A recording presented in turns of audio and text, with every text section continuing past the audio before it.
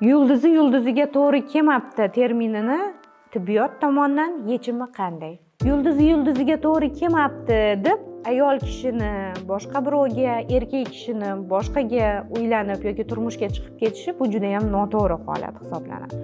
Asosan biza yuldiziga to'g'ri kelmabdi deganda nimani tushunamiz? Bunaqa holatlarda yechim qanday? Er xotinda hammasi normada, hayz ko'rish normada, ovulyatsiya bor, hammasi yaxshi, bachadon tomonidan, tuxum tomonidan hammasi normada.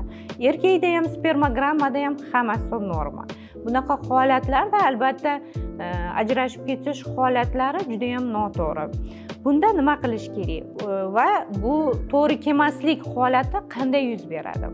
Bunda asosan ayol kishi o'sha qiniga tushgan spermatozoidlarni, sperma suyuqligidagi ayol kishi organizmi antitela deb hisoblaydi va unga qarshi antigen ishlab chiqaradi.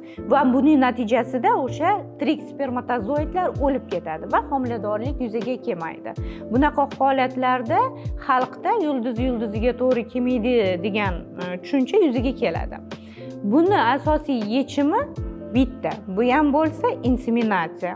Inseminatsiya yo'li bilan ham bu holatni to'g'rilasa bo'ladi. Agar sizda ham quyidagi muammolar bilan ajrimlar yuzaga kelayotgan bo'lsa, quyidagi raqamlarga murojaat qiling.